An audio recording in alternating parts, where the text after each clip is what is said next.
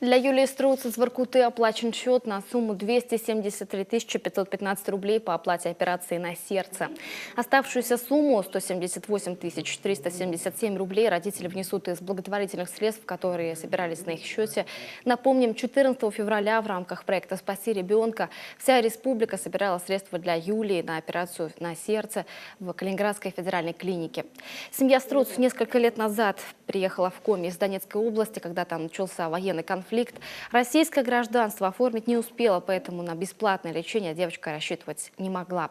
Одна надежда была на помощь неравнодушных. В результате благотворительного марафона в фонд для Юли поступило более 116 тысяч рублей. Посредством СМС на номер 7715 без учета комиссии перечислено 103 629 рублей. Недостающая для оплаты операции сумма была собрана на обезличенных благотворительных пожертвованиях и перечислениях одного из магазинов Сыктывкара. Родители девочки и фонд «Сила добра» благодарят всех, кто протянул руку помощи.